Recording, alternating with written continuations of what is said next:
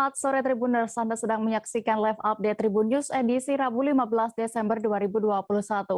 Sore ini akan kami sajikan informasi teraktual dan menarik yang akan dilaporkan secara langsung oleh reporter kami di lapangan. Bersama saya Diamita, inilah live update selengkapnya. Kita menuju kabar pertama, Tribuners. Genangan banjir di Kabupaten Banjar, Provinsi Kalimantan Selatan meluas hingga hari ini, Rabu 15 Desember. Kondisi genangan banjir juga terpantau di halaman depan dan lapangan olahraga di SMP Negeri 2 Martapura Timur. Untuk informasi lengkapnya dan bagaimana keadaan terkini di sana akan dilaporkan oleh rekan Muhtar Wahid, jurnalis Banjarmasin Post yang kini sudah bergabung bersama kami di sana. Halo rekan Muhtar. Halo Dia.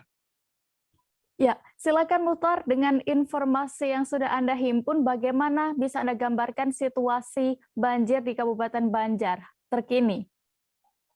Baik Dia, dapat kami laporkan ke pemirsa Tribunnya bahwa di Kabupaten Banjar, Provinsi Kalimantan Selatan mengalami bencana banjir akibat luapan aliran Sungai Riam Kiwai. Itu terjadi di wilayah Kecamatan Martapura Timur, tepatnya Desa Pekauman Ulu, Jalan Kertak Baru.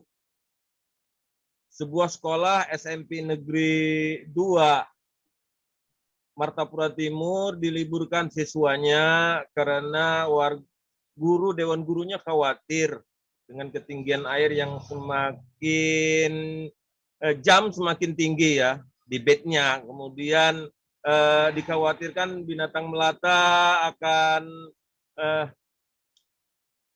menimpa pada siswanya sehingga diliburkan. Kemudian di Martapura Kota, tepatnya di Desa Tunggul Irang 10, rendaman air atau genangan air ya sudah merendam Jalan Melati. Jalan Melati adalah akses sejumlah desa dan penghubung antar kecamatan Martapura Kota dengan Kecamatan Karangintan. Itu terendam setinggi di bawah lutut orang dewasa. Tapi perkembangan terkini air semakin meningkat karena situasi saat ini ya di Kabupaten Banjar dan sekitarnya sedang dilanda hujan sedang. Kemudian juga warga masih tetap beraktivitas seperti biasa. Baik, rekan Muhtar. Iya. Lalu rekan Muhtar, selain berdampak dengan kegiatan belajar mengajar di sana ya, apa saja kerugian yang dialami warga setempat? Baik Dia, jadi benar ya, kerugian warga dibenarkan oleh kepala desa karena rumah mereka terendam sehingga aktivitas mereka dalam kegiatan terutama emak-emak ya memasak terganggu, bapak-bapaknya pun terpaksa tidak bekerja karena harus mempersiapkan ya kakas rumah tangganya untuk diselamatkan dari rendaman banjir.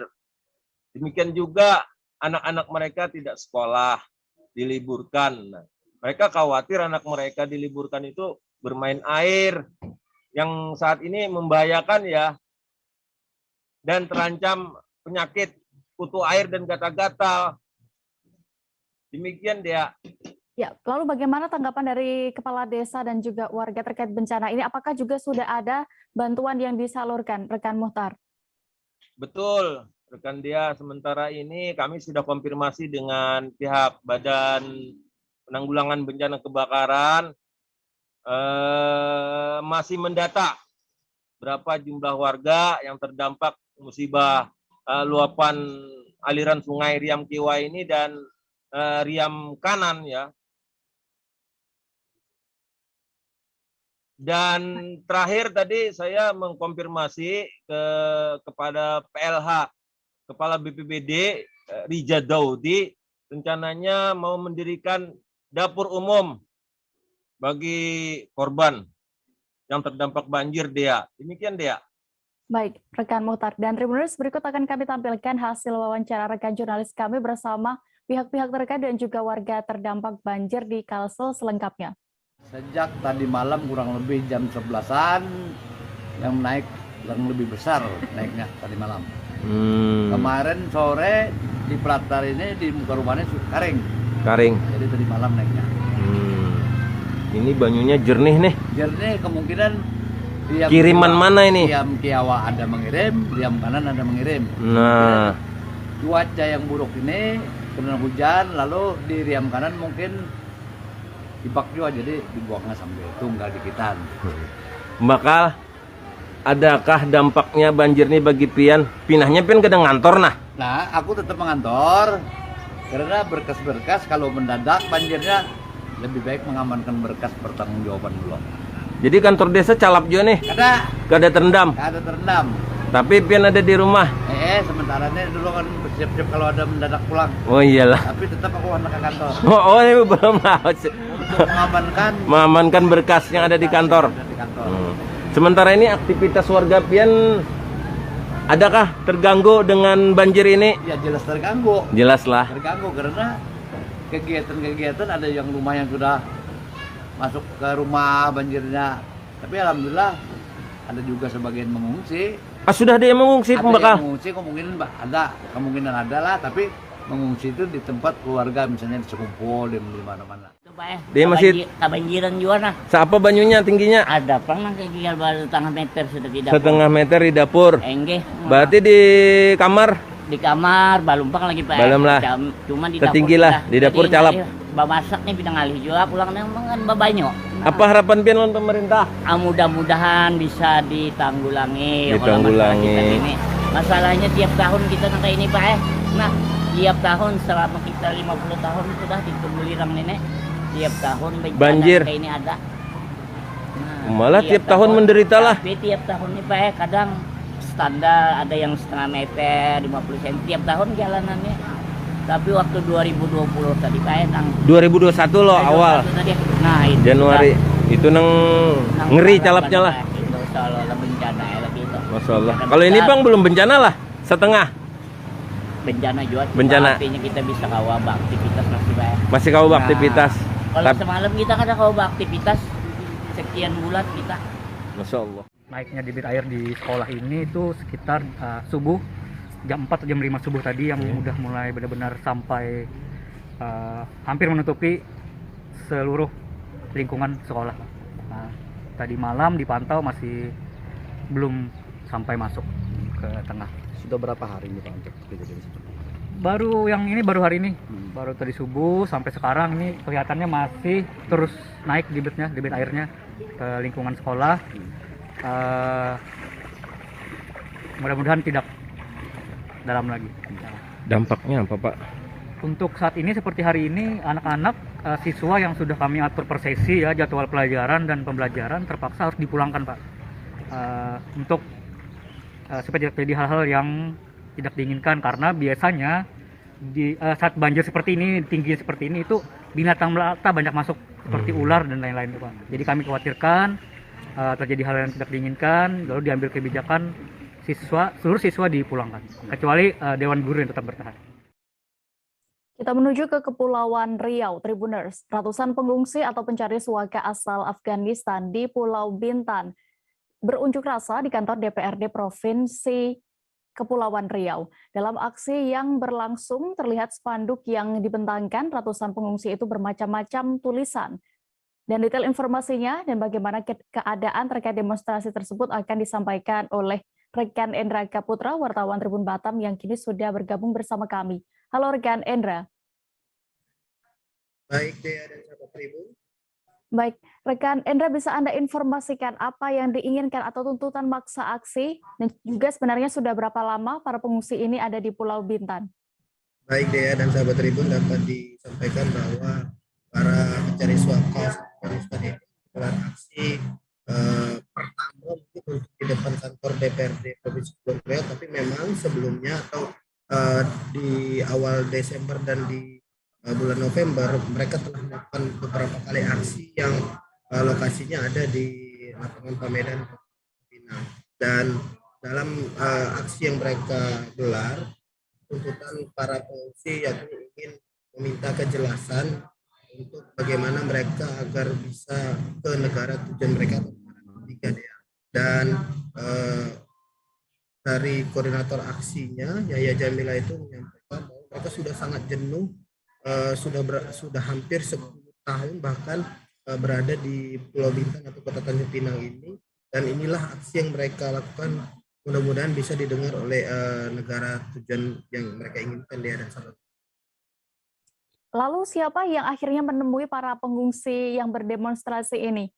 Ya, baik, saat di kantor DPRD Provinsi Kepulauan Riau dia dan sahabat salah satu legislator di Provinsi Kepulauan Riau yang Jayanto yang menemui para pengungsi. Di situ terjadi dialog antara para pengungsi dan legislator tersebut, di mana Bobi Jayanto menyampaikan bahwa pihaknya akan membuat berita acara dan menyampaikan kepada pemerintah pusat dan pihak-pihak terkait atas aksi yang telah dilakukan oleh para pengungsi tersebut. Memang dalam saat dialog tersebut ada salah satu pengungsi yang menyampaikan keluh kesahnya, bahkan mereka menginginkan bahwa dengan hadirnya di DPRD Provinsi Kepulauan Riau ini atau wakil rakyat ini bisa benar-benar keinginan mereka tersampaikan, begitu dia dan sahabat.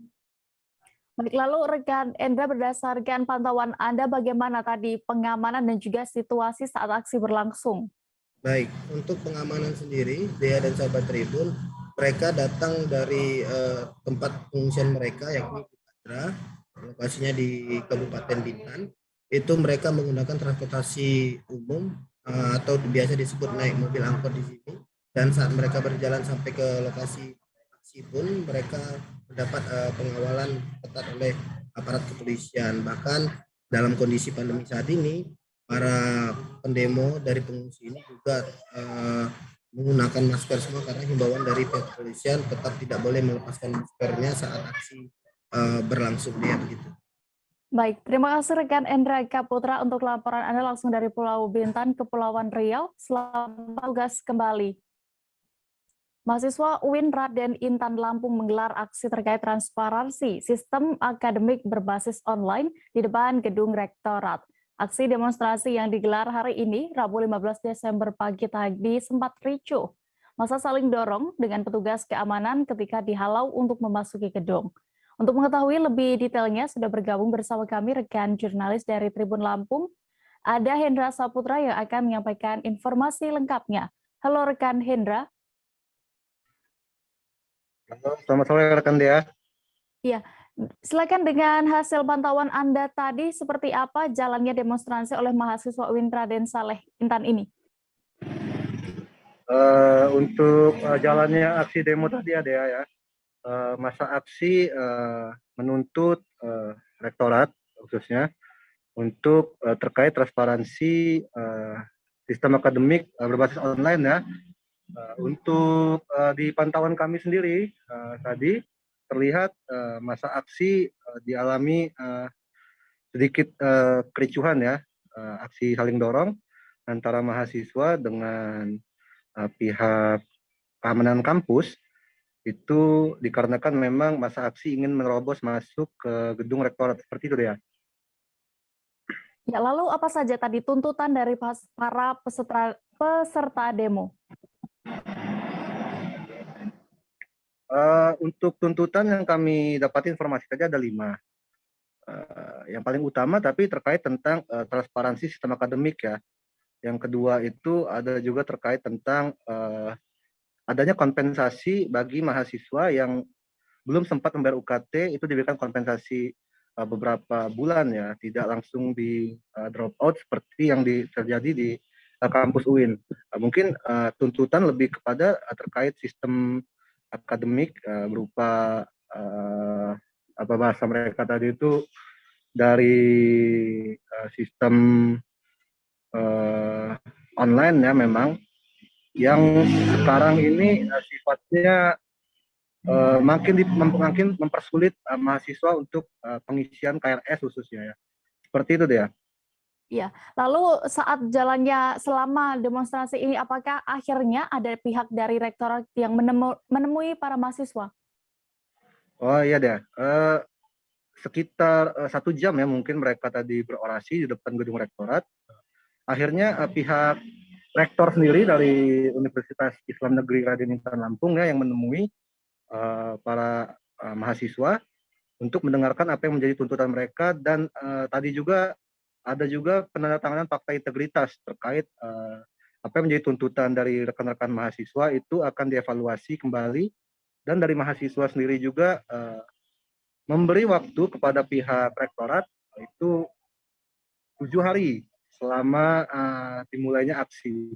Apabila memang apa yang menjadi tuntutan mereka tidak dievaluasi dan tidak dijalankan, masa aksi akan kembali melakukan demo secara besar-besaran. Itu yang kami dapat informasinya, Dea.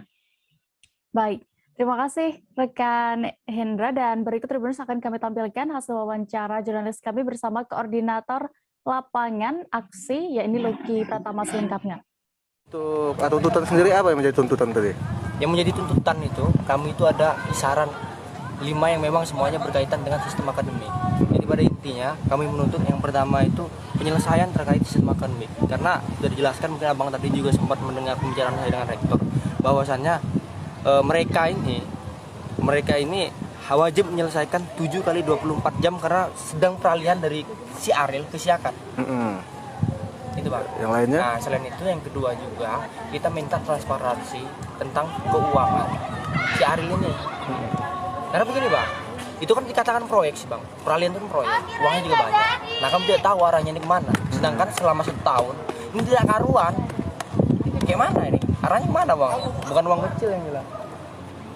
Nah kemudian yang ketiga Bang, yang ketiga itu dia berbicara tentang pembenahan sistem akademik Bang.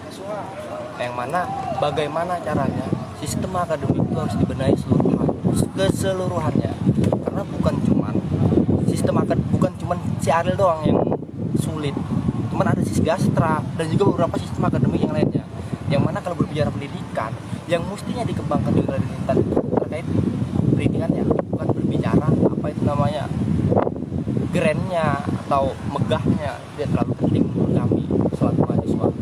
Nah, satu lagi dialog publik Bang. Kami menginginkan adanya dialog publik pasca ini. Kenapa kok kami menginginkan adanya dialog publik? Karena setelah ini kami takutkan ada suatu kebijakan yang berat sebelah. Makanya harus ada dialog publik antar mahasiswa dan juga birokrasi. Kenapa begitu? Dengan begitu ada benang merah yang bisa diambil oleh birokrasi dalam mengambil kebijakan dan itu berpihak pada mahasiswa. Itu Bang. Kabar berikutnya datang dari Provinsi Jambi. Seorang warga bernama Tamirani berusia 55 tahun asal Batang Asai, Kabupaten Sarolangun dikabarkan diterkam harimau sepulang dari ladang. Peristiwa itu terjadi di Dusun Sekeladi, Desa Batu Empang, Kecamatan Batang Asai. Keluarga pun langsung melaporkan insiden ini kepada pihak kepolisian dan pihak Balai Konservasi Sumber Daya Alam. Kabar selengkapnya dan bagaimana kondisi terkini dari korban akan disampaikan wartawan Tribun Jambi. Ada rekan Rifani Halim yang kini sudah siap dengan informasi lengkapnya di sana. Halo rekan Rifani. Iya, halo rekan dia. Baik, berdasarkan informasi yang Anda dapatkan, bisa Anda ceritakan terlebih dahulu terkait kronologi harimau yang menerkam korban ini. Bagaimana dan juga bagaimana bagian mana yang terluka dari korban?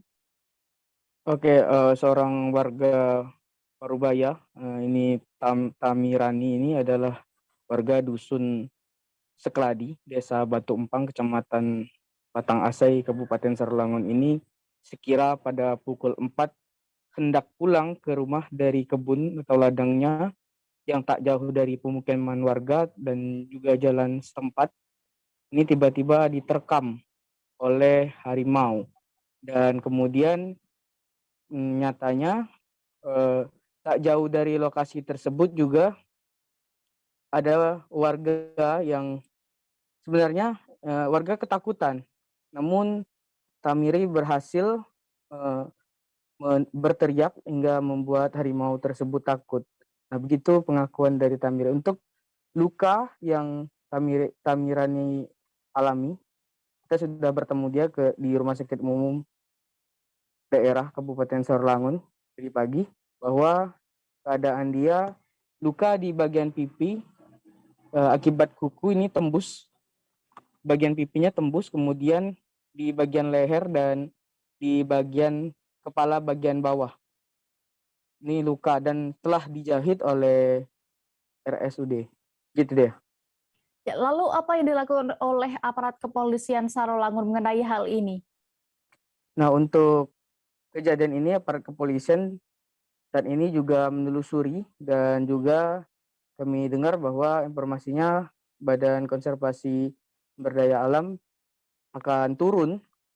Kalaupun ini turun, bahwa hari ini dia akan turun dan ngecek lokasi, dan bagaimana di lokasinya itu kita belum mendapatkan informasi lebih lanjut, namun pihak kepolisian sudah turun dan TNI juga sudah turun untuk menghimbau masyarakat untuk tidak pergi ke ladang untuk sementara waktu demi keamanan warga itu sendiri.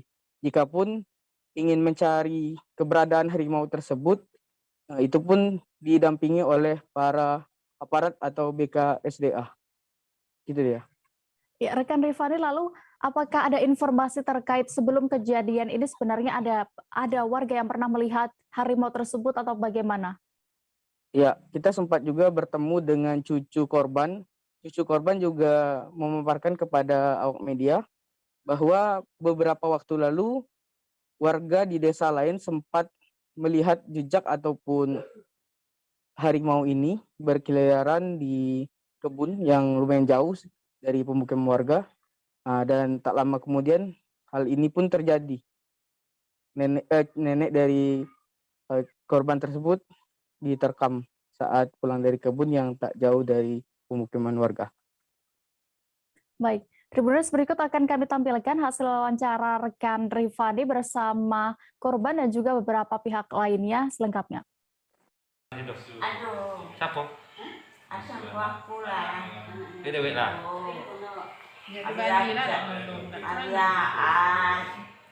Ada bulan. Aduh. Ini pondok be orang tuh ya? Yo. Nama papa namanya. Aku. Sira.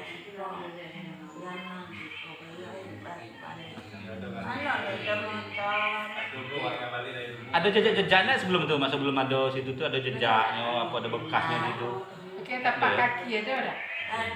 Ada. Jadi pasien ini datang semalam, dilaporkan lebih kurang jam 4 subuh.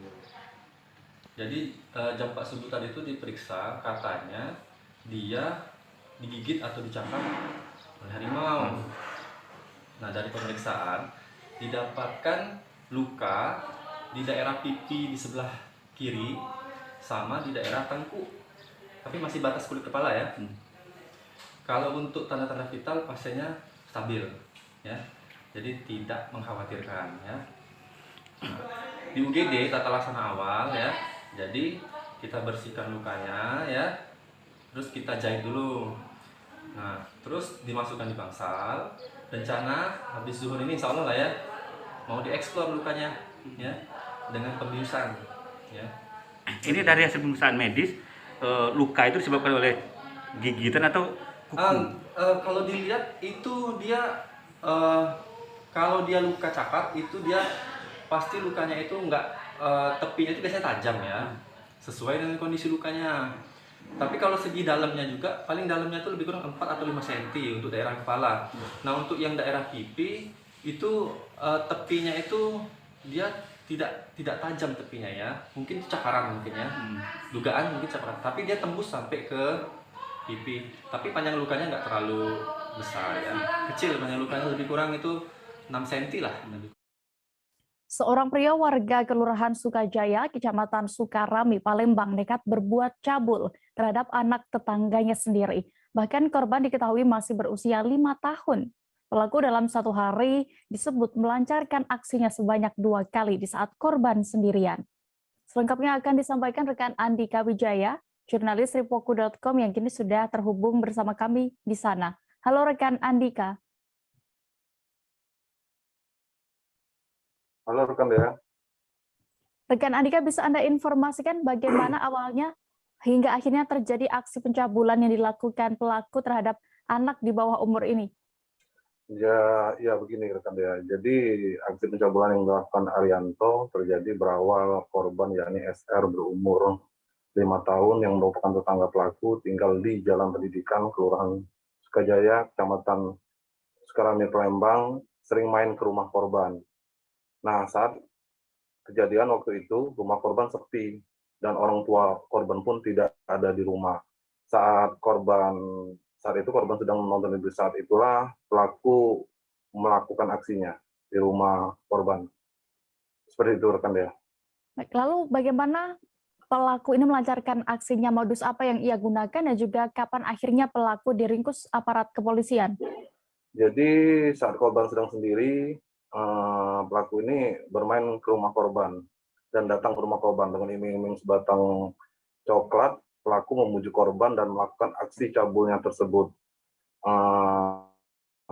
Aksi pelaku pun terkuat setelah orang tua korban pulang ke rumah dan korban bercerita dengan ibu kandungnya. Tak terima dengan perlakuan pelaku, ibu kandungnya pun melaporkan kejadian ini ke Polrestabes Palembang. Oleh unit PPA Polrestabes Palembang langsung ditindaklanjuti dan menangkap pelaku sedang berada di rumahnya. Begitu rekan Dea. Ya, lalu untuk mempertanggungjawabkan perbuatan ini, bagaimana untuk hukumnya dan juga atas ulahnya ini pasal apa yang sudah dikenakan kepada pelaku, rekan Andika? Atas ulahnya pelaku akan dijerat pasal 76E, Jo pasal 28 ayat 1 Undang-Undang RI nomor 17 tahun 2014 tentang perlindungan anak, dan pelaku akan terancam hukuman penjara di atas 5 tahun. Begitu rekan Dea. Baik, Tribuners, berikut akan kami tampilkan keterangan dari Kompol Tri Wahyudi selaku Kasat Reskrim Polrestabes Palembang yang sudah berhasil didapatkan oleh rekan Andika selengkapnya. Kami Satreskrim Polrestabes Palembang, unit PPA berhasil mengamankan satu orang laki-laki. Dia kita kenakan pasal 76E junto pasal 82 ayat 1 Undang-Undang RI nomor 17 tahun 2014 tentang perlindungan anak.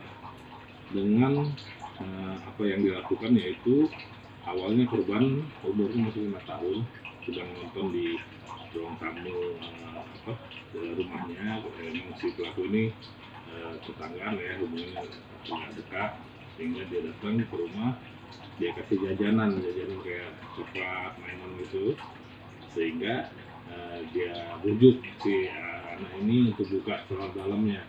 Dibuka, langsung melakukan perbuatan cabul terhadap si anak tersebut. Itu yang pertama. Agak siangnya, sore harinya dia ketemu lagi sama anak itu di daerah dekat kandang sapi, dekat rumahnya juga. Dia kasih lagi jajanan, dia minta lagi seperti tadi lah kata dia. Hal tersebut diketahui oleh keluarga, orang tua dari anak tersebut, karena si anak juga bercerita, sehingga dilaporkan ke Polrestabes Palembang. Setelah kita tindak-lanjuti, alhamdulillah berhasil diamankan untuk pelaku masih kita dalam. Kalau ini dia berdekatan rumah saja ya, tetanggaan. Jadi sering sanjo, sering main. Saling kenal ya. Pengakuan tersangka sendiri Bang, apakah alasannya apa Bang nanti melakukan? Kalau itu kita sedang mengalami, nanti kita juga psikologinya juga kita akan dalami juga. Ini anak-anak ya, mungkin apakah ada kelainan secara psikologi, tetap kita akan minta pengecekan dari psikologi Polda. Kami jeda sejenak Tribuners dan masih akan kembali dengan informasi pilihan lainnya. Tetaplah di Live Update. Oke, apa kabar Bang Arif di sini untuk strateginya? Kalau saya sendiri di Game Week 37 ini yang semalam baru mulai, saya udah sebenarnya aku nggak ngerasa itu penangkapan atau penggerebegan atau apapun itu. Karena gini loh, posisinya aku kriteria. Jadi kita mengenal disebut dengan stroke yang tidak berdarah dengan stroke yang berdarah.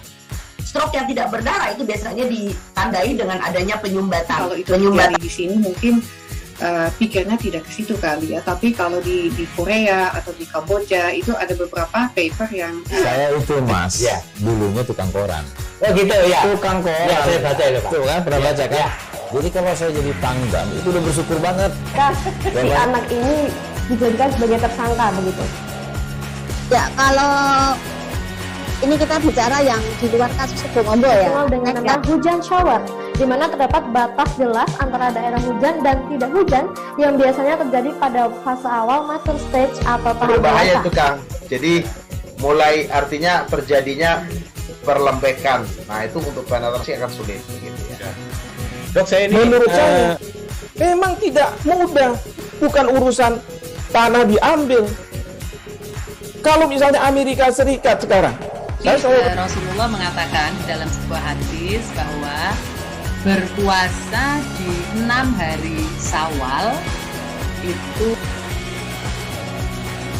Oke, apa kabar Bang Ariski di sini untuk strateginya? Kalau saya sendiri di Jumit 37 ini yang semalam baru mulai, Apa yang saya dirasakan udah Kapten Hitam? Sebenarnya aku nggak ngerasain penangkapan atau penggerebekan atau apapun itu, karena gini loh, posisinya aku Kriteria. Jadi kita mengenal disebut dengan stroke yang tidak berdarah dengan stroke yang berdarah. Stroke yang tidak berdarah itu biasanya ditandai dengan adanya penyumbatan. Kalau itu terjadi di sini mungkin pikirnya tidak ke situ kali ya, tapi kalau di Korea atau di Kamboja itu ada beberapa paper yang Saya itu Mas, dulunya tukang koran. Oh gitu ya. Tukang koran. Ya, saya baca itu Pak. Tuh kan pernah baca kan? Ya. Jadi kalau saya jadi pangdam itu udah bersyukur banget. Si anak ini dijadikan sebagai tersangka begitu. Ya, kalau ini kita bicara yang di luar kasus Bongombo ya. Dikenal dengan nama hujan shower, di mana terdapat batas jelas antara daerah hujan dan tidak hujan yang biasanya terjadi pada fase awal mature stage atau tahap Berbahaya dewasa. itu Kang. Jadi mulai artinya terjadinya perlembekan. Nah itu untuk penetrasi akan sulit. Gitu ya. Dok, saya ini menurut saya memang tidak mudah, bukan urusan tanah diambil. Kalau misalnya Amerika Serikat sekarang, Rasulullah mengatakan dalam sebuah hadis bahwa berpuasa di 6 hari Syawal itu. Oke, apa kabar Bang Ariski di sini untuk strateginya? Kalau saya sendiri di Jumit 37 ini yang semalam baru mulai, Apa yang saya dirasakan udah Kapten Hitam? sebenarnya aku nggak ngerasain penangkapan atau penggerebekan atau apapun itu, karena gini loh, Terima kasih Anda masih menyaksikan live update Tribun News. Kita menuju kabar berikutnya, Tribuners. Terdakwa kasus dugaan tindak pidana terorisme Munarman mengikuti sidang lanjutan di Pengadilan Negeri Jakarta Timur. Sidang kali ini Munarman membacakan eksepsi atau nota keberatan atas dakwaan jaksa penuntut umum.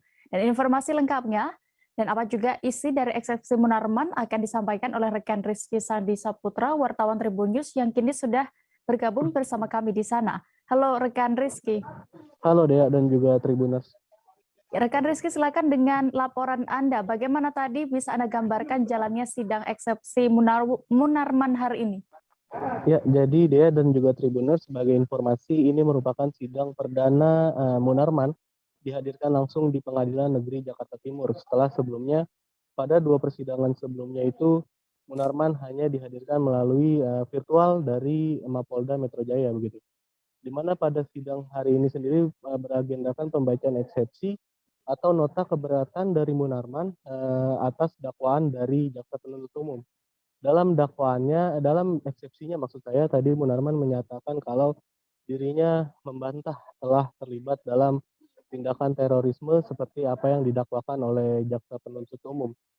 Kata Munarman, segala tuduhan atau dakwaan yang dijatuhkan oleh jaksa penuntut umum merupakan sebuah tindakan yang sudah direkayasa dan sudah diagendakan agar dirinya dipenjarakan setelah membela kasus unlawful killing yang juga menewaskan 6 laskar FPI pada Desember tahun lalu begitu, tahun 2020. Tadi Munarman juga menyebut kalau dirinya dipersangkakan sebagai terduga tindak pidana terorisme itu juga sebagai upaya untuk menghentikan langkahnya berkiprah atau menghentikan langkahnya dalam keikutsertaan dan juga keterlibatan di pemilu 2024 mendatang. Jadi dirinya menilai kalau ini ada sangkut pautnya dengan politik di masa depan dan juga terkait dengan adanya rekayasa penangkapan begitu deh. Ya, lalu rekan Rizky, kapan sidang lanjutan akan kembali digelar dan apa agendanya? Ya, jadi tadi putusan Majelis Hakim terkait dengan sidang hari ini, yakni Majelis Hakim menetapkan untuk sidang dilanjutkan pada Rabu pekan depan dengan agenda pembacaan atau mendengarkan jawaban dari jaksa penuntut umum terkait dengan eksepsi yang dilayangkan oleh Munarman dan juga kubu dari kuasa hukum Munarman, begitu deh. Baik, Tribuners, berikut akan kami tampilkan keterangan dari Aziz Yanuar selaku kuasa hukum Munarman yang sudah didapatkan oleh rekan Rizky. Berikut kami tampilkan selengkapnya.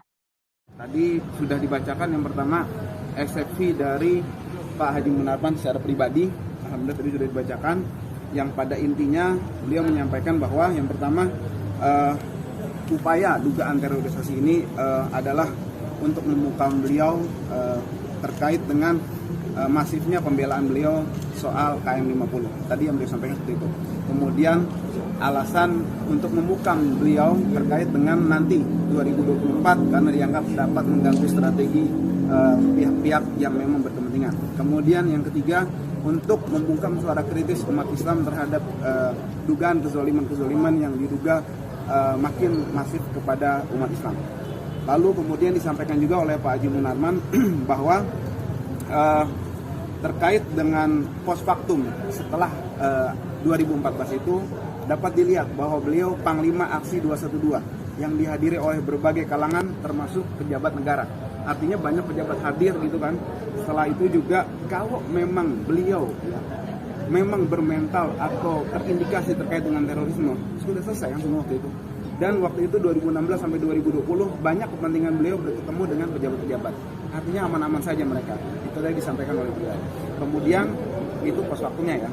Terkait dengan materi juga disampaikan oleh Pak Haji Munarman bahwa salah satu krusialnya adalah ini diduga melanggar hak asasi manusia. Uji coba penonton hadir langsung di stadion mulai diterapkan pada laga 8 besar Liga 2 2021. Salah satunya pertandingan 8 besar grup 10 di Stadion Pakansari yang mempertandingkan Sriwijaya FC versus Persiba Balikpapan dan juga ada Rans Cilegon FC versus Persis Solo pada malam ini Rabu 15 Desember 2021. Dan bagaimana detail informasinya Tribuners akan disampaikan oleh rekan Abdul Majid, jurnalis Tribun News yang kini sudah bergabung bersama kami di sana. Halo rekan Majid.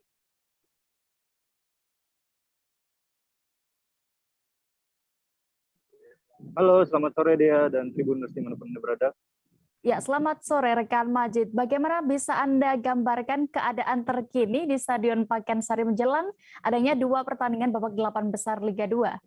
Iya, Dea, bisa saya ceritakan ini sekitar 1 jam sebelum kick-off babak 8 besar Liga 2 yang kebetulan di Stadion Pakansari ini mempertandingkan grup X antara jam 8 itu pertandingan pertama antara Persiba Balikpapan menghadapi Sriwijaya FC dan pertandingan kedua sekitar pukul 20.45 itu mempertandingkan Rans Cilegon FC akan menghadapi Persis Solo. Dan dari pantauan saya di area tribun karena memang di babak 8 besar ini adalah uji coba penonton untuk bisa hadir di dalam stadion. Tadi ada beberapa supporter dari Sriwijaya yang sudah memasuki area lapangan. Dea. Ya, lalu bisa Anda informasikan terkait mekanisme supporter untuk bisa masuk stadion melihat berlangsungnya Liga 2? Iya Dea, untuk supporter yang bisa hadir di sini adalah supporter undangan dari PT LIB yang sebelumnya diberikan kepada perwakilan dari supporter atau klub supporter itu. Salah tadi ada Sriwijaya FC dan ada perwakilan dari Persiba. Tadi saya juga berbincang dengan salah satu supporter dari Sriwijaya FC bernama Dani untuk bisa hadir ke Stadion Pakansari untuk bisa masuk ke dalam stadion. Dia pertama-tama harus koordinasi dan melengkapi KTP. Dan untuk bisa masuk ke dalam juga banyak persyaratannya, salah satunya harus mendapatkan dosis kedua vaksinasi COVID-19. Kemudian ketika masuk ke datang atau tiba di Stadion Pakansari ini, mereka juga harus dicek swab antigen. Begitu mereka hasilnya negatif, keluar mereka baru bisa mendapatkan gelang yang bertuliskan sudah di antigen. Dea. Iya, lalu setelah supporter pilihan ini ya berhasil masuk ke dalam stadion, apakah ada lagi syarat yang harus mereka penuhi? Iya, benar Dea. selama mereka menyaksikan pertandingan di dalam stadion, memang banyak syarat yang harus mereka penuhi atau mereka lakukan. Salah satunya mereka tetap mengenakan masker, tidak boleh makan, dan tiket yang diberikan sesuai duduk di tempat yang sesuai ada nomornya. Dan mereka kalau untuk makan mereka harus keluar dari stadion.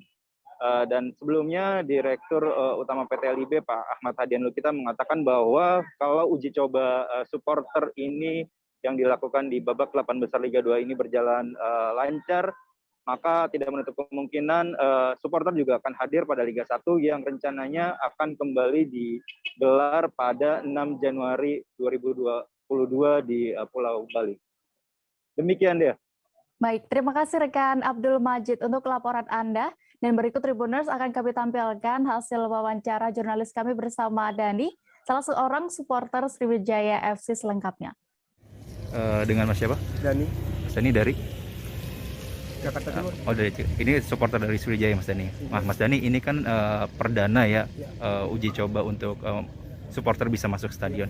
Mas Dani sendiri gimana tanggapannya dengan uji coba adanya penonton di stadion? Ya, ini udah lama kita vakum dari supporter ya. Ya ini alhamdulillah bisa masuk jadi boleh penonton.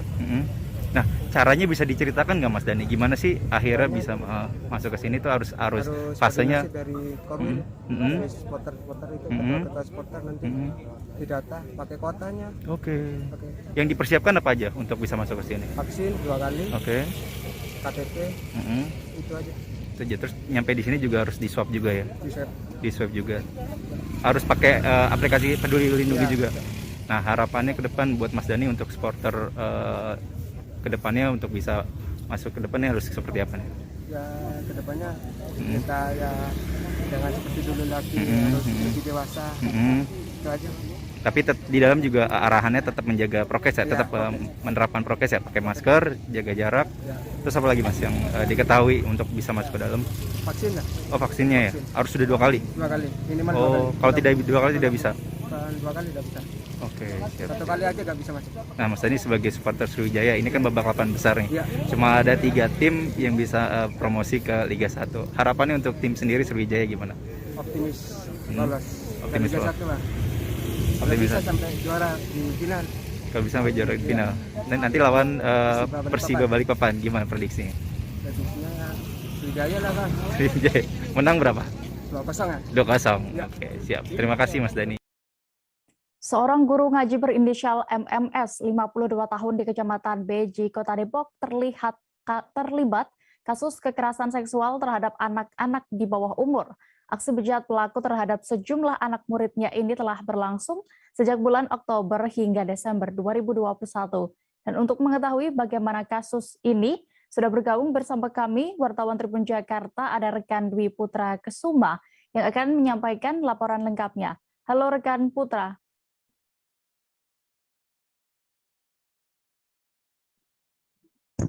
Halo Dea.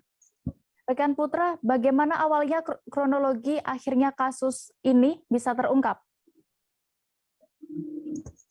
Baik, bisa saya jelaskan bahwa terungkapnya kasus kekerasan seksual terhadap sejumlah anak di bawah umur yang dilakukan oleh oknum guru ngaji di Kota Depok ini berawal ketika satu dari sejumlah korban menceritakan kepada orang tuanya, yang mana lalu diteruskan oleh orang tuanya tersebut dengan menginformasikan kepada orang tua yang lainnya melalui sebuah grup komunikasi.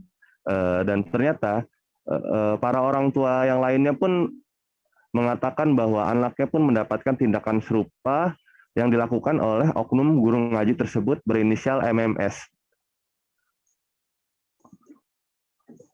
Baik, Putra, lalu modus yang digunakan pelaku ini apa untuk melancarkan aksinya dan berapa kini totalnya jumlah korban dan juga kondisinya?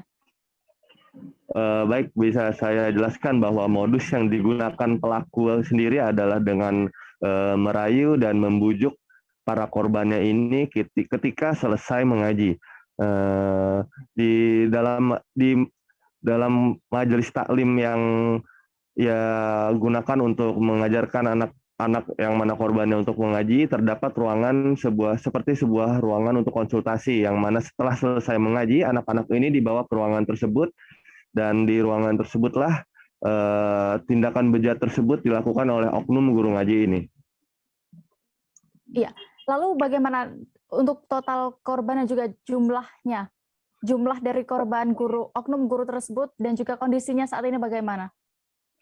Ya, baik, bisa saya sampaikan bahwa total hingga saat ini sudah ada 10 korban yang melapor ke pihak Satreskrim Polres Metro Depok, dan mayoritas dari seluruh korban berjenis kelamin perempuan dengan rentan usia 10 hingga 15 tahun.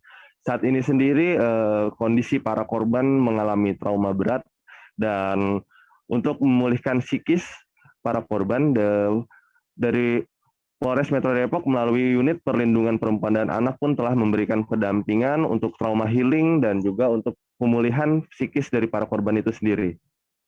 Ya, terakhir Putra, apakah saat ini pelaku oknum guru ngaji tersebut sudah ditetapkan sebagai tersangka dan apakah sudah ada pasal yang dikenakan kepada pelaku? Baik, bisa saya jelaskan bahwa pelakunya MMS kini sudah ditahan di Polres Metro Depok dan dijerat pasal 76 Jungto 82 KUHP yang berisi tentang tindak pidana terhadap anak-anak atau yang berisi tentang perlindungan anak dengan ancaman pidana penjara 15 tahun lamanya. Saat ini juga kepolisian masih menunggu bila mana ada korban lainnya dari ulah bejat oknum guru ngaji tersebut. Begitu dia. Terima kasih rekan Dwi Putra Kesuma untuk laporan Anda dari Depok. Selamat bertugas kembali. Kita beralih ke Jawa Timur. Memasuki pekan ketiga Desember 2021 dan juga menjelang libur Natal dan Tahun Baru, harga komoditas cabai kini mulai meroket. Naiknya harga cabai di pasaran ini membuat daya beli masyarakat pun menurun, seperti yang terjadi di Pasar Baru Tuban, Jawa Timur. Kabar selengkapnya akan disampaikan rekan Sudarsono, jurnalis dari Surya yang kini sudah bergabung bersama kami. Halo rekan Sudarsono.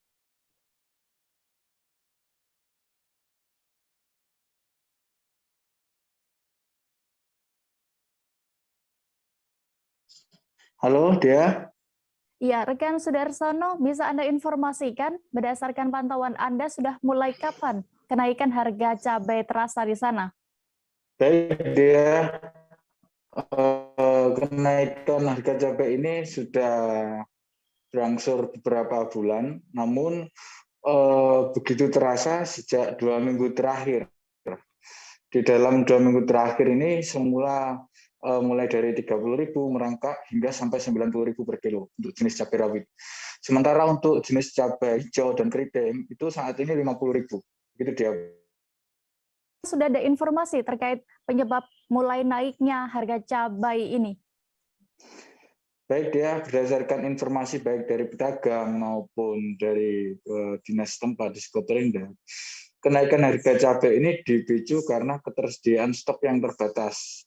Hal itu dikarenakan pengaruh cuaca juga, karena saat ini di Kabupaten Tuban, mungkin juga di daerah lain, sedang masa tanam, belum masuk, sehingga itu berpengaruh pada keterbatasan stok cabai. Begitu dia.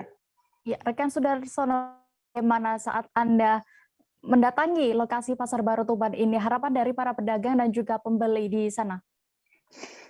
Kalau harapan pedagang dan pembeli ini tentu berharap harganya turun, deh, karena ini sangat berdampak. Biasanya misal pembeli atau warung di rumah itu peracangan maupun toko warung kuliner yang biasanya membeli 1 kilo, 2 kilo, ini tinggal separuhnya.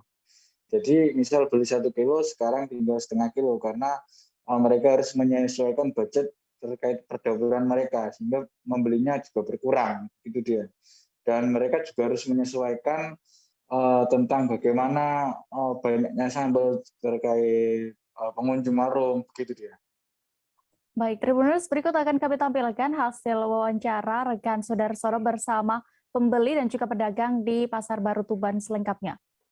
Ini beli cabai ini biasanya setengah 20, sekarang 45. Sekarang 45? Iya. Cabai apa yang dibeli nih, Pak? Cabai rawit. Cabai rawit. Ini setengah kilo berarti kalau 45? ini untuk sendiri, Pak? Untuk sendiri, buat sendiri. Kita harus sore. Harapannya apa dengan naiknya harga cabai ini? Mudah-mudahan harga diturunkan aja. Turun? Ya cuma gitu aja. Dibuat masak di rumah sendiri berarti, Pak? Jadi jualan. Oh, perancang di rumah. Oh, ikan bakar. Berarti biasanya belinya nggak setengah kilo apa 1 kilo? 1 kilo sampai 2 kilo. Terus dengan naiknya ini berarti dikurangi ya? Rasa pedasnya dikurangi. Kan direbus buat bumbu. Yang besar setengah, yang kecil Cabai rawit. Beli cabai rawit merah. Berapa sekarang harganya, Bu? 1 kilonya 90. 90. Sebelumnya berapa? Kalau beli? Sebelumnya kemarin itu 70. Buat masak sendiri atau enggak ya, jualan peracangan di rumah. Oh, peracangan di rumah. Tapi tetap beli meskipun harganya naik. Naik ya tetap beli tiap hari. Penjualan di rumah pripun? Bagaimana? Ya, banyak yang beli setengah tetap gitu ya. Banyak berkurang ya yang beli. Yang beli ataupun tetap ya. Ya, Dicari ya. Soalnya kan keperluan dan pokok.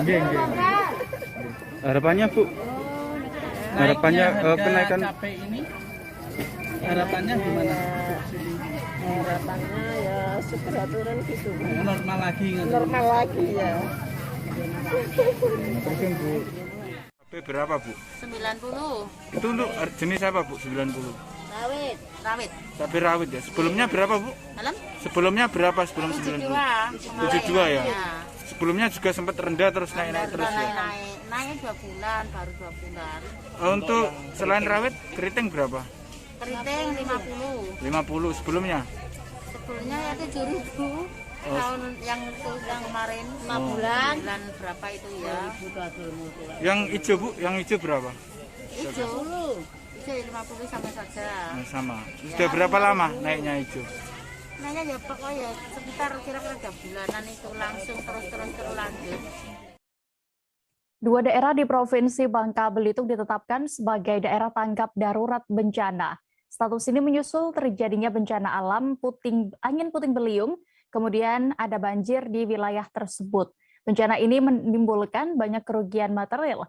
Selengkapnya akan disampaikan wartawan Bangka Pos, ada rekan Riki Pratama yang kini sudah bergabung bersama kami di sana. Halo rekan Riki. Halo. Ya. Ya, rekan Riki, terkait adanya bencana ini, kenapa hanya 2 kabupaten di Bangka Belitung yang ditetapkan sebagai daerah tanggap bencana? Apa penyebabnya? Dan juga kemudian bagaimana dengan kabupaten kota lainnya? Apakah aman-aman saja atau seperti apa? Silahkan. Baik, Dea, bisa saya sampaikan untuk hasil dari status tanggap darurat yang disampaikan oleh Ketua BPBD Provinsi Bangka Belitung, Mikron Antariksa, mengatakan bahwa hanya ada 2 kabupaten yang berada di Bangka Belitung dalam status tanggap darurat. 2 kabupaten itu yaitu Kabupaten Bangka Barat dan Kabupaten Bangka Selatan. 2 daerah itu ditetapkan sebagai daerah tanggap darurat karena memiliki ancaman bencana yang cukup banyak memakan kerugian material, maksud kami, bahwa sudah 270 rumah rusak akibat angin puting beliung di Bangka Selatan dan sekitar 552 rumah juga rusak atau terendam banjir di Kabupaten Bangka Barat. Jadi dari jumlah yang sebegitu banyaknya sehingga ditetapkan bahwa 2 kabupaten ini merupakan status tanggap darurat. Berbeda dengan daerah lainnya yang tidak sampai sebegitu banyaknya yang merugikan, yang terdampak dari bencana alam ini. Begitu, Dea.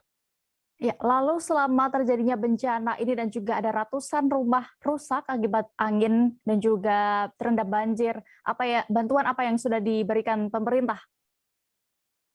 Sejauh ini bencana banjir dan puting beliung yang terjadi sejak beberapa hari yang lalu, pemerintah provinsi maupun pemerintah kabupaten kota yang ada di daerah terus mengupayakan evakuasi sejumlah warga yang rumahnya telah rusak dan tidak bisa lagi ditempati untuk disediakan tenda-tenda darurat dan hingga dapur umum.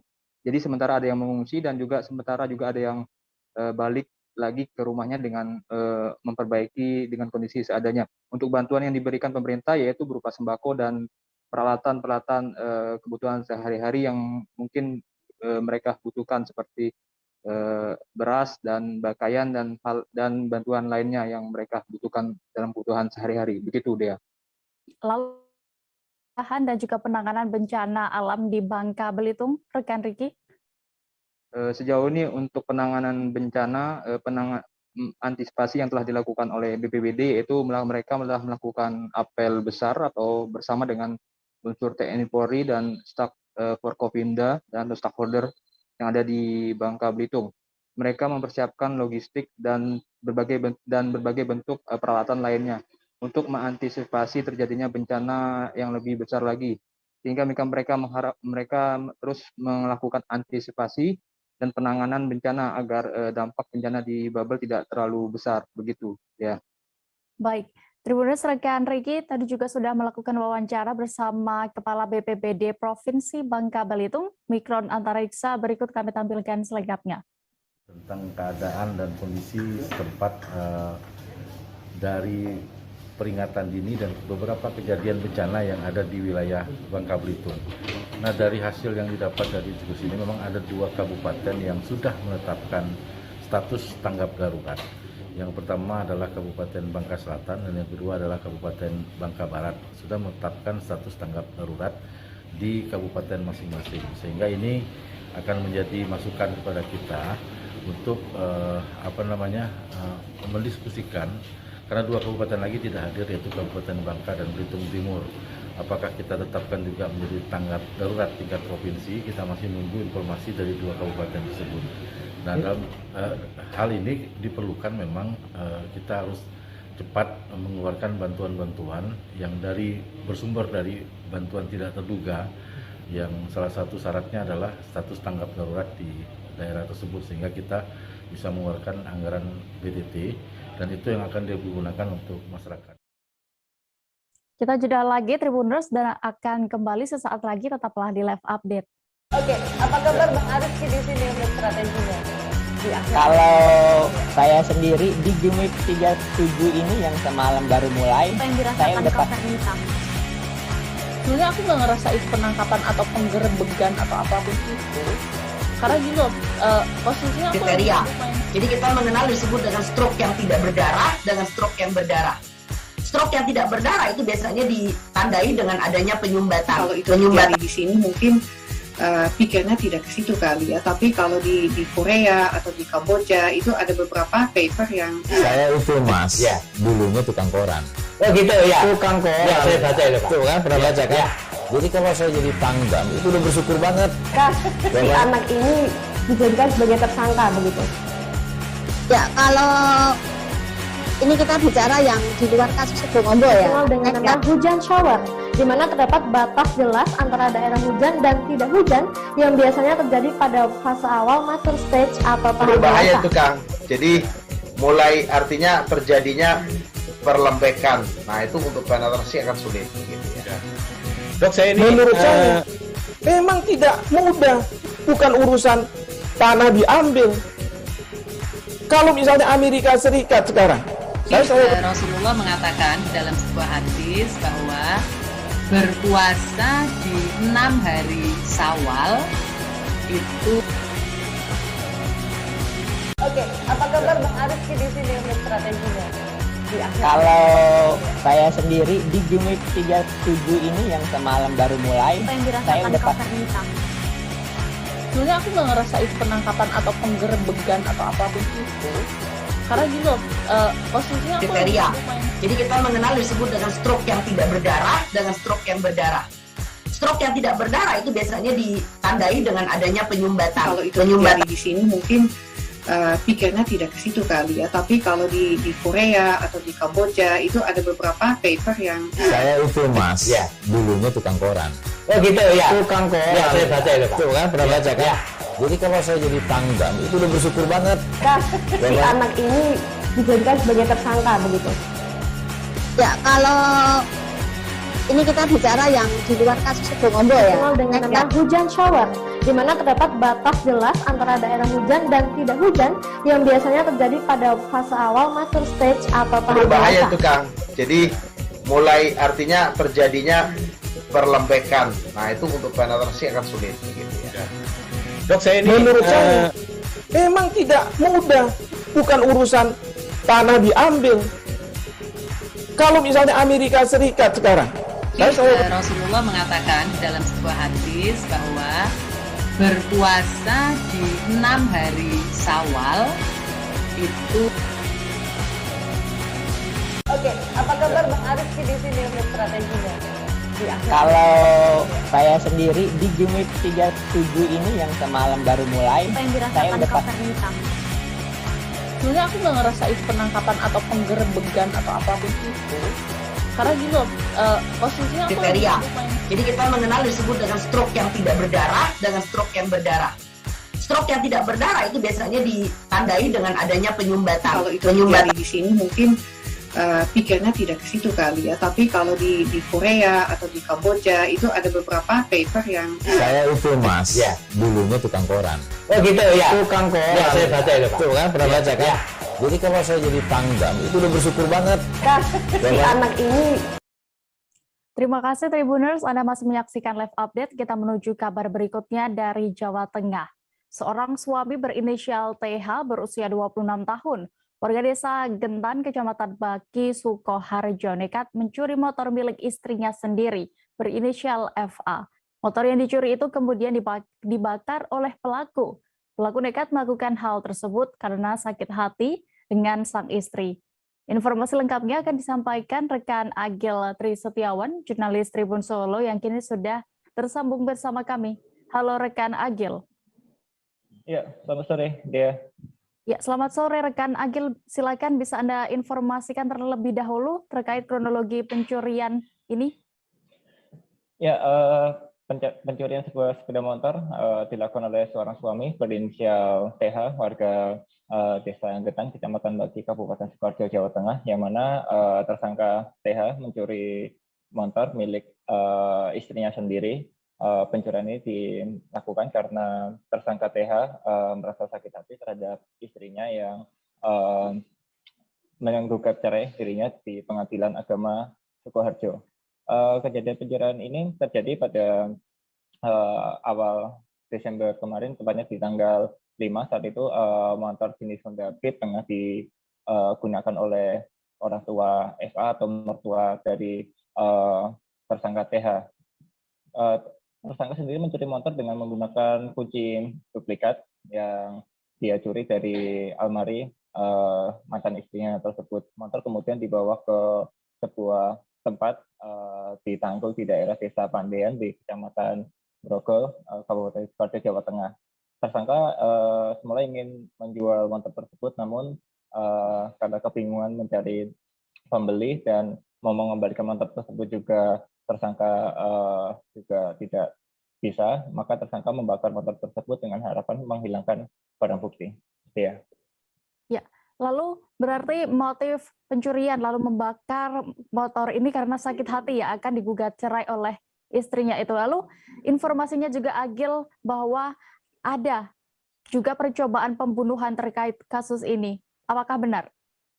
Ya, sebelum kasus pencurian ini, pada bulan September, tersangka TH pernah mencoba melakukan percobaan pembunuhan yang menjadi sasaran adalah istrinya. Tersangka TH melakukan percobaan pembunuhan tersebut dengan cara mencampuri air minum dengan racun ikan jenis apotas yang dimasukkan ke dalam botol dan kendi air minum yang ada di rumah mantan istrinya tersebut.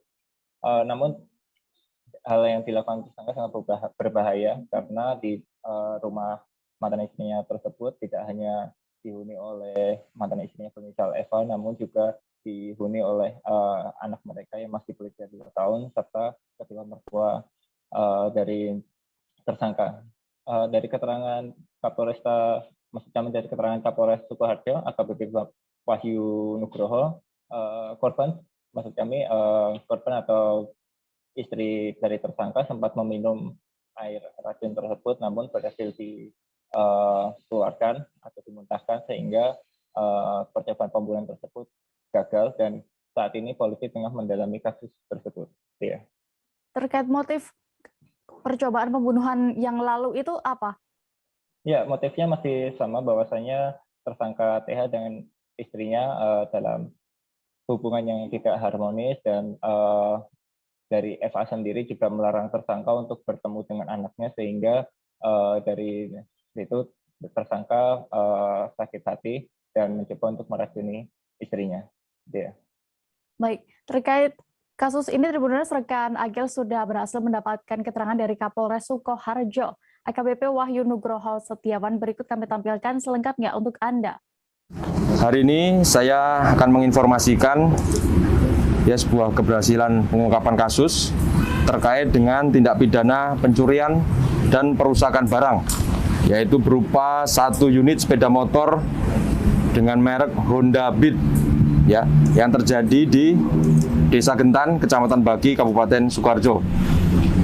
Berdasarkan laporan polisi tanggal 5 Desember 2021, ini pelapor saudari Fitri melaporkan telah kehilangan 1 unit sepeda motor di parkir Gedung Sejahtera Cemani, Grogol. Ketika dia ada keperluan di situ, kemudian tidak berapa lama kembali motornya sudah hilang, sehingga dia melaporkan ke Polsek Grogol. Kemudian anggota Polsek Grogol melakukan serangkaian penyelidikan dan akhirnya didapatkan pada hari Rabu tanggal 8 Desember 1 unit sepeda motor ini sudah berada di Desa Pandean, Kecamatan Grogol, Kabupaten Sukoharjo, dan sudah dalam kondisi dibakar. Kemudian dilakukan penyelidikan, dicek nomor rangka, nomor mesinnya, ternyata sesuai dengan apa yang dilaporkan oleh saudara pelapor tadi. Kemudian dilakukan serangkaian penyelidikan dan didapatkan bahwasanya tersangkanya adalah saudara Toto. Dan saudara Toto ini tidak lain adalah suami dari korban yang saat ini sudah dalam proses cerai. Kemudian selain itu, jadi selain peristiwa pencurian dan perusakan ini, pelaku atau tersangka ini, saudara Toto ini juga melakukan percobaan pembunuhan, yaitu dengan cara menaruh air atau yang sudah diisi dengan apotas Sekretaris Daerah Kabupaten Sanggau, Kukul Triatmaka, memimpin monitoring ketersediaan stok barang atau sembako menjelang Natal 2021 dan Tahun Baru 2022 di Kecamatan Kapuas, Kabupaten Sanggau, Kalimantan Barat pada Selasa 14 Desember kemarin.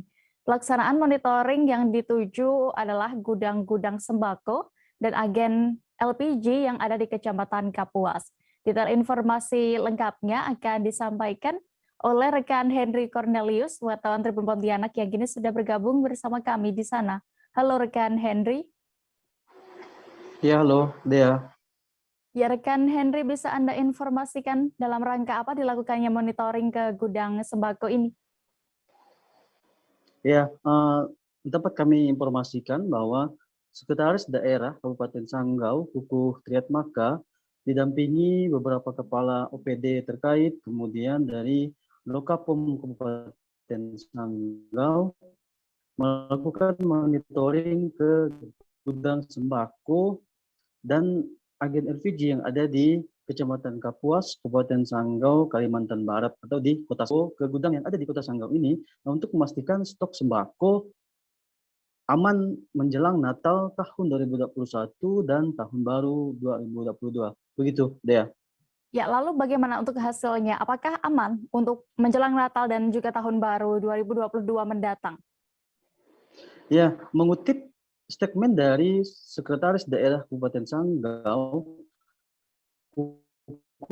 Triatmaka, yang menyebutkan bahwa dari hasil monitoring stok sembako di gudang yang ada di Kecamatan Kapuas untuk kebutuhan masyarakat jelang Natal dan Tahun Baru nantinya. Untuk terkait harga sendiri, harga sembako ini masih relatif normal atau belum ada kenaikan harga, dan diharapkan juga nantinya jangan sampai ada kenaikan harga sembako tersebut. Begitu, Dea. Ya, lalu rekan Henry, apakah ada ditemukan barang kadaluarsa atau rusak di sana? Ya, mengutip statement dari Lokapom Sanggau yang ikut dalam monitoring tersebut, yang menyebutkan bahwa dari hasil monitoring tersebut tidak ditemukan barang-barang sembako yang kadaluarsa atau yang kadaluarsa. Nah, akan tetapi ada beberapa barang yang rusak diakibatkan hama ataupun cacat pada saat menurunkan barang. Namun untuk para pengawas gudang sudah diperingatkan bagaimana cara mengatasinya, dan pihak dari Lokapom itu sendiri langsung tim yang melakukan monitoring langsung eksekusi di tempat untuk barang-barang yang tidak layak jual untuk segera dikembalikan dan ditukar dengan barang yang layak untuk dijual. Begitu, Dea. Baik, terima kasih rekan Henry, dan berikut Tribuners akan kami tampilkan keterangan dari Sekda Sanggau, Kuku Triatmaka terkait hal ini selengkapnya. Dari tim kabupaten, kami lengkap bersama dari kepala dinas maupun dari beberapa instansi terkait ya semua. Kita sudah mengecek beberapa sampel, nampaknya kita masih ada pasokan dan harga masih terjaga. Ya, tentu kita semua harapkan meskipun ini dalam akhir tahun dan suasana saat ini, cuaca dan kemarin juga kita kena beberapa dampak adanya bencana, tapi kenyataannya untuk kebutuhan masyarakat kita, syukur kita masih tersedia dan terpenuhi dan pasokan nampaknya aman untuk kita semuanya.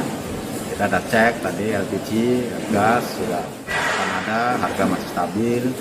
Kemudian kita cek pergudangan yang ada di kota Sanggau ini, juga mereka juga masih tersedia untuk pasokan dalam waktu yang saat ini kita persiapkan dalam mengakhiri tahun ini maupun menjelang tahun baru kita ini.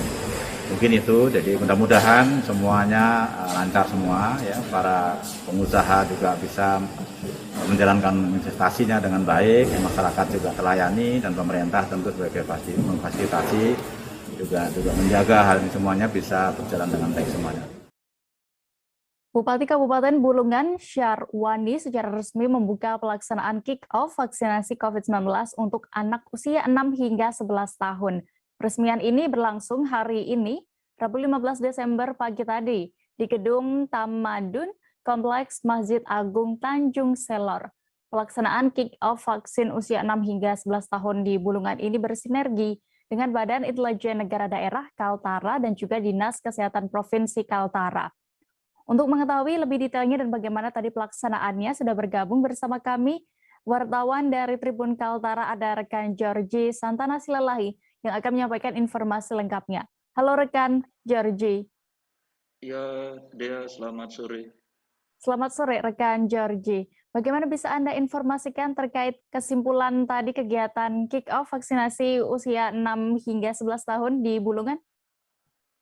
Baik, Dea, terima kasih. Sebelumnya, Bupati Kabupaten Bulungan secara resmi tadi setelah membuka kegiatan vaksinasi usia 6 hingga 11 tahun di tepatnya Gedung Tamadun Kompleks Masjid Agung Tanjung Selor sejak pukul 8 pagi tadi, dan pelaksanaan vaksinasi usia 6-11 tahun ini ada mencapai 500 hingga 1000 dosis, yang dimana tidak hanya terfokuskan kepada vaksinasi anak usia 6-11 tahun, tapi ada juga masyarakat umum dan lansia yang turut berpartisipasi di vaksinasi pada hari ini.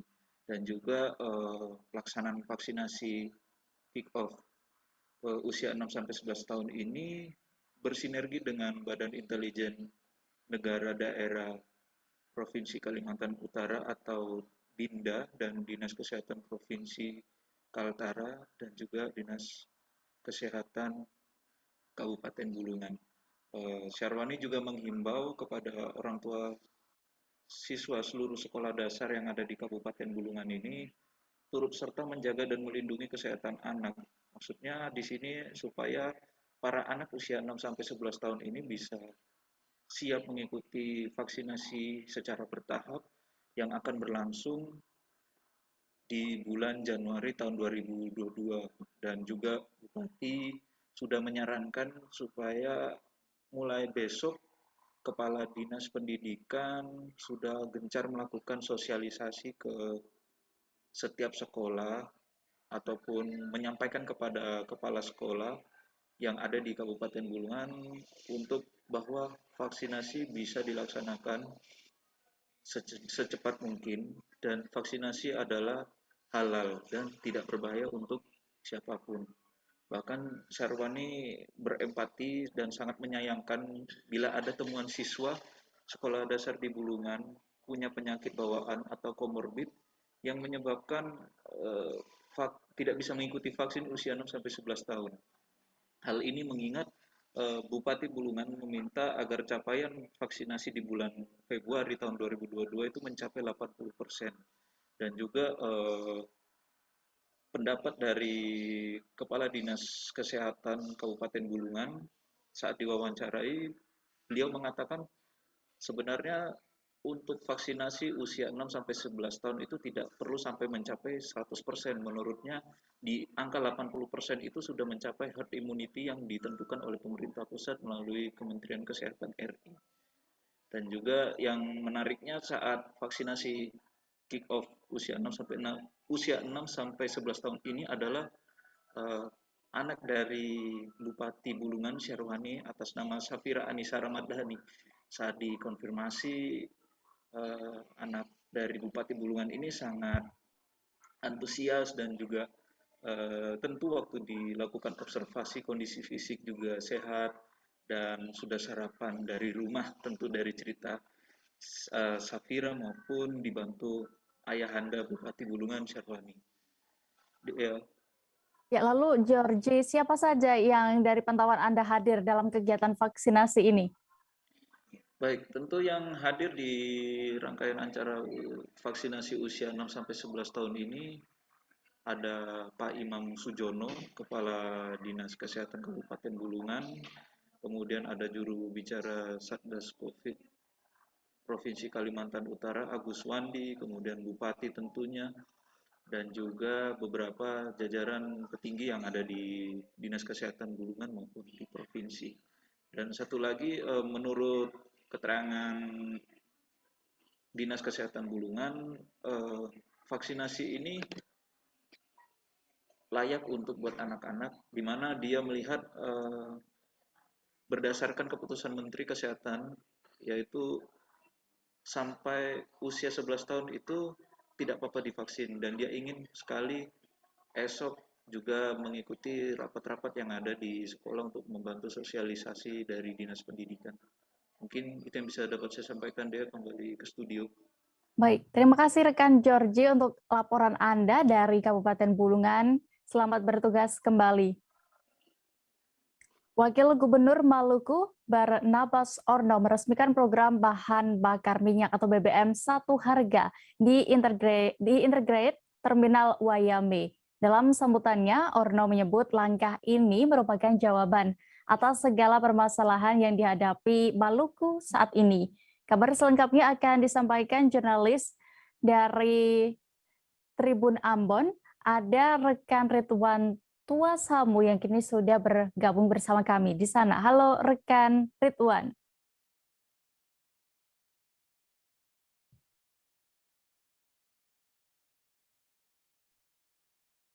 Halo rekan Ridwan. Ya. Baik, rekan Ridwan, terkait adanya BBM satu harga ini dan tadi diinformasikan untuk mengatasi permasalahan yang kini tengah ada di sana. Apa sebenarnya permasalahan itu?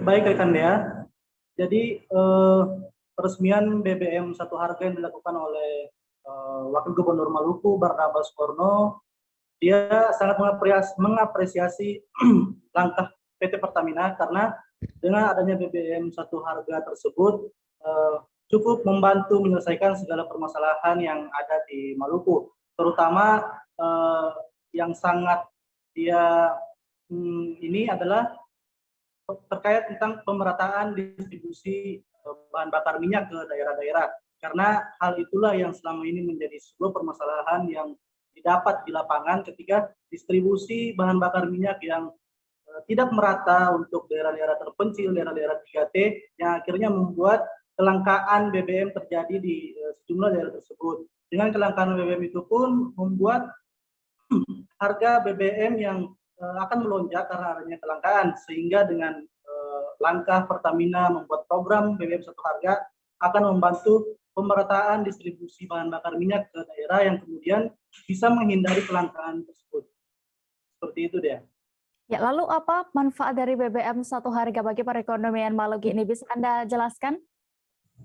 Ya, jadi Wakil Gubernur Barnabas Orno kemudian memberikan beberapa manfaat yang dapat dengan adanya BBM satu harga tersebut. Ada 4 manfaat yang disebutkan terkait dengan program BBM satu harga, yaitu yang pertama, dengan adanya BBM satu harga mampu mewujudkan kemandirian ekonomi dengan menggerakkan sektor ekonomi pada domestik masyarakat.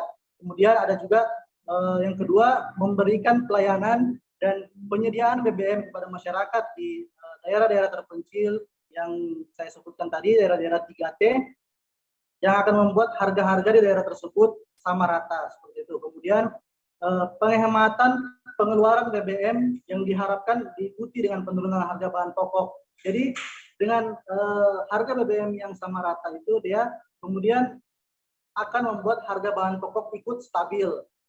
Itu yang disebutkan oleh Wakil Gubernur Maluku. Kemudian yang terakhir, ada diharapkan membawa dampak positif terhadap perekonomian di Maluku yang dapat meningkatkan kesejahteraan masyarakat di daerah-daerah terpencil.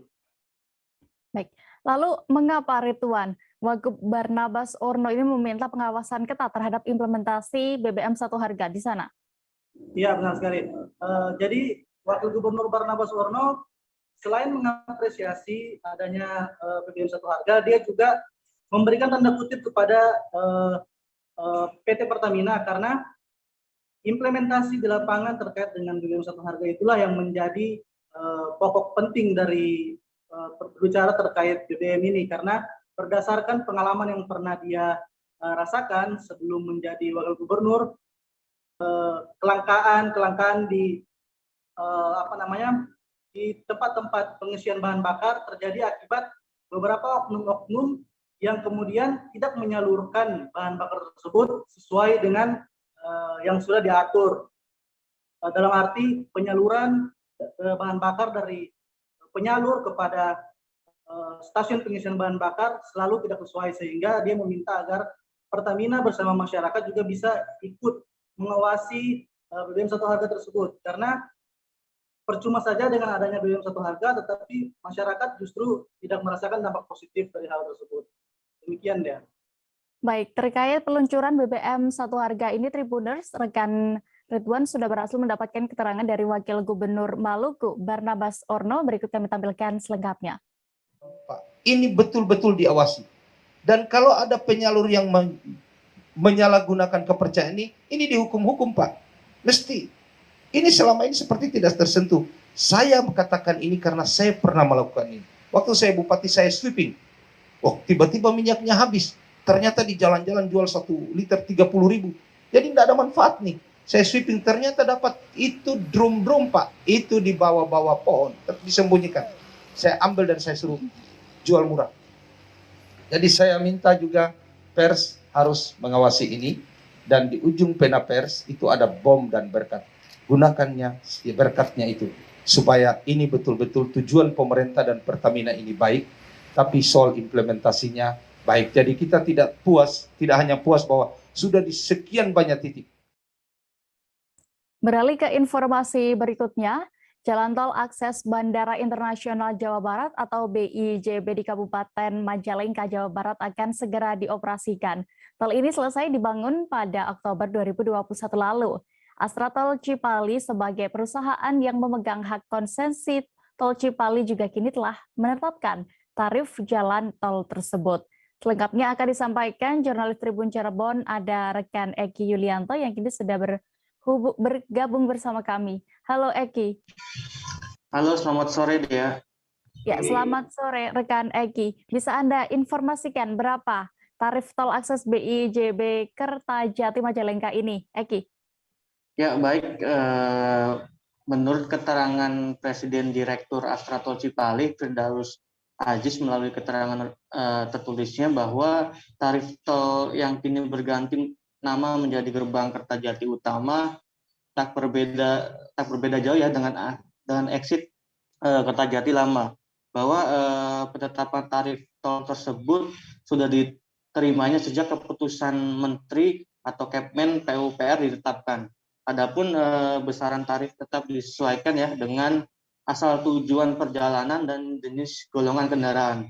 Saya sebutkan saja dari yang terdekat dan yang terjauh ya, bahwa jika pengendara masuk melalui gerbang Kertajati utama menuju gerbang terdekat, yakni Sumberjaya, pengendara dikenakan biaya sekitar 14.500. Sedangkan jika pengendara keluar di pintu tol terjauh di tol Cipali, pengendara dikenakan biaya Rp79.000. Ya. Ya. Lalu kapan jalan tol akses BI-JB Kertajati ini akan mulai dioperasikan? Ya, menurut pihak Astra Tol Cipali bahwa pada tanggal 20 Desember 2021 ini pengoperasian jalan tol akses BI-JB untuk masyarakat umum ya dilakukan. Namun nantinya diawali terlebih dahulu ya dengan seremonial pembukaan oleh pemerintahan pusat. Nah, seperti diketahui pembangunan tol ini dimulai sejak groundbreaking September 2020 lalu, dilaksanakan oleh kontraktor PT Asep Indonesia, dan proyek dengan nilai investasi sebesar 692 miliar ini dioperasikan oleh BUJT PT Astra Tol Cipali, yang mana operator yang sama dengan Tol Cipali. Nah, akses tol tersebut memiliki panjang 3,679 km dan lebar lajur sebesar 3,6 meter. Tol ini terkoneksi dengan jalan tol Cikopo Palimanan yang dimulai dari kilometer 158 plus 700 dan memiliki 4 jalur lajur untuk 2 arah. Ya. Ya. Terakhir Egi, lalu apa saja nantinya yang bisa dirasakan dengan kehadiran jalan tol akses BI-JB Kertajati Majalengka ini? Ya, tentunya jalan tol akses ini dapat mempercepat pengendara untuk menuju Bandara Kertajati ya. Meski saat ini bandara belum beroperasi karena masih di masa pandemi COVID, tentunya diharapkan masyarakat Jawa Barat khususnya di wilayah 3 Cirebon tak perlu jauh-jauh ke Bandung atau ke Jakarta untuk bepergian ya dengan menggunakan pesawat dengan adanya akses tol ini. Nah, sebelumnya memang masyarakat mengeluhkan jauhnya jarak antara gerbang tol menuju bandara karena harus melewati beberapa desa ya di jalan arteri. Namun akses jalan tol ini akan dapat memangkas waktu sekitar 20 menit untuk menuju bandara ketika keluar dari tol Cipali. Nah, selain itu adanya akses tersebut juga bisa mendukung pengembangan segitiga kawasan pertumbuhan ekonomi di Jawa Barat, yaitu Pelabuhan Patimban di Kabupaten Subang, kawasan di Bekasi, Karawang, dan Purwakarta sebagai sebuah kawasan industri yang saling terkoneksi dan saling mendukung agar berdaya saing kuat. Dia demikian. Baik, terima kasih rekan Eki Yulianto untuk laporan Anda langsung dari Majalengka. Selamat bertugas kembali. Tribuners, informasi tadi sekaligus menutup perjumpaan kita dalam live update petang ini. Lantaran masih di tengah pandemi, kami kembali mengingatkan kepada Anda untuk selalu menerapkan protokol kesehatan dimanapun berada. Dan juga jangan lupa Tribuners untuk terus saksikan live update Tribun News esok hari di seluruh kanal YouTube Tribun Network. Saya Diamita beserta kru yang bertugas pamit. Terima kasih dan sampai jumpa. Jangan lupa like, subscribe, dan share ya.